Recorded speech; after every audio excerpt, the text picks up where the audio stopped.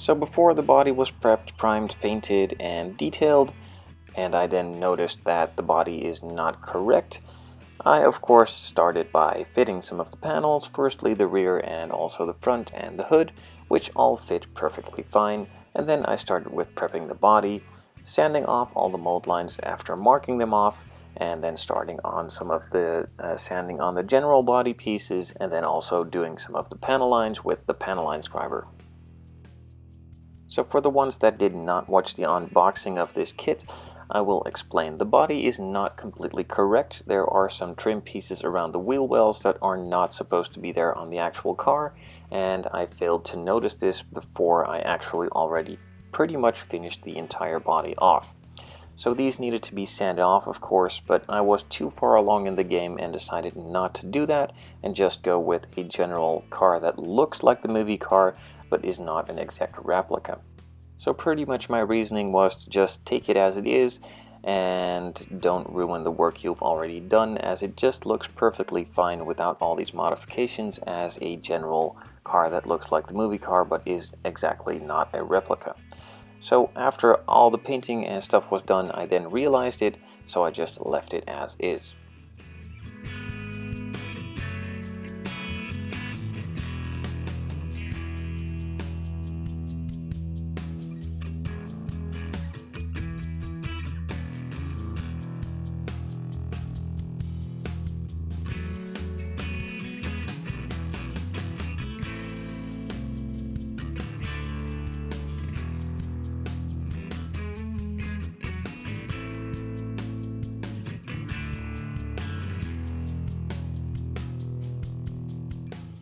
All the mold lines have now been removed with a 400 grit sanding stick, and then I went over it with some 600 grit Tamiya sanding sponges to smooth all a bit more, and then I could move on to adding a couple of details in the panel lines by just scribing them out a bit, making them a bit deeper, and also creating some of the panel lines around the trim pieces, and then moving on to applying the first couple of coats of primer.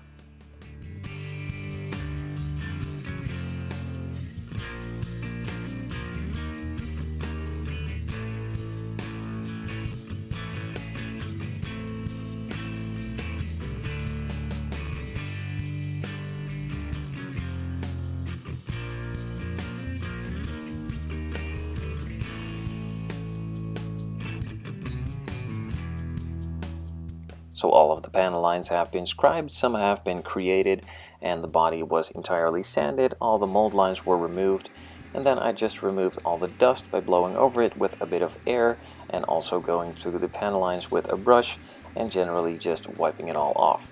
Now before I started applying the primer, I again went over the entire body by just shooting some air through the airbrush to remove any remaining or loose dust, and then started applying the first coat of primer, again also to those hard to reach, easy to forget spots as always first, and then move on to the rest of the body with a first light coat.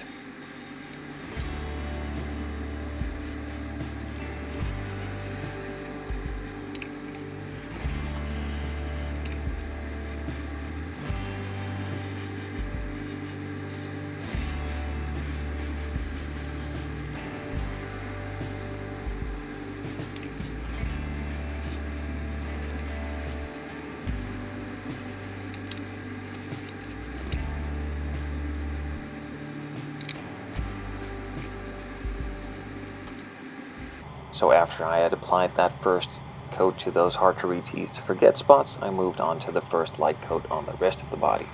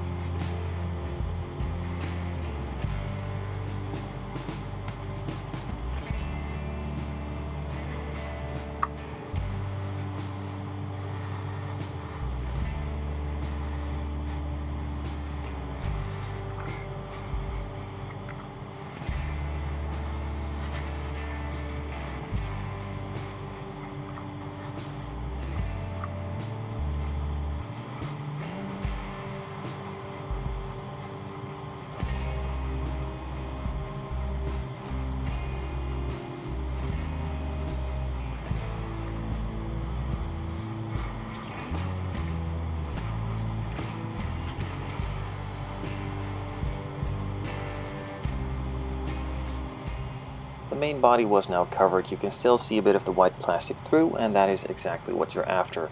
It's a first thin coat, so don't cover it completely and ruin the plastic, as some of these primers are pretty aggressive, can bite into it and actually ruin and eat the plastic and misform it and stuff like that, so that's not what you want. The first coat is just light and now applied to the body. I also applied it to that rear part, the hood, and also the front part.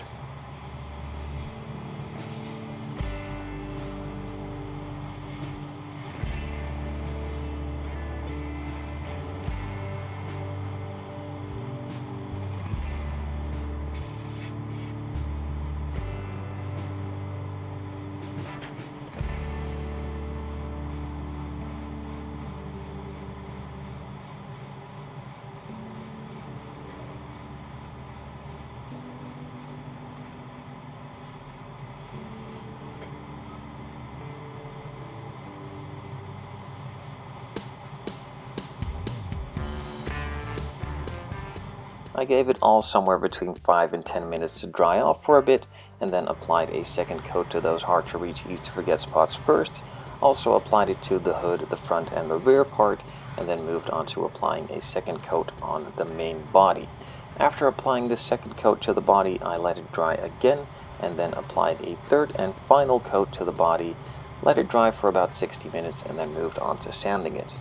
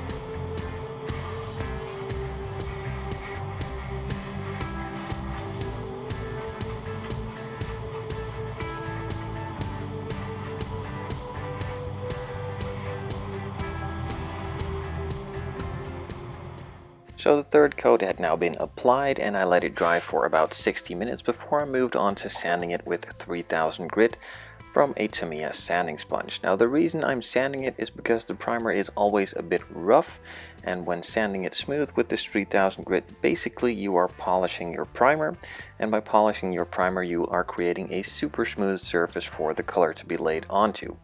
With the color going onto a super smooth surface, it will be even smoother, and with the color smoother, the clear will be smoother, and the overall result will be better.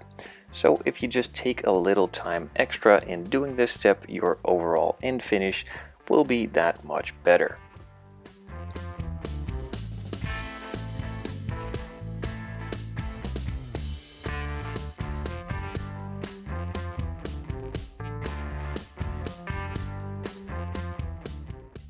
The entire body has been sanded, and after sanding you still have a lot of dust.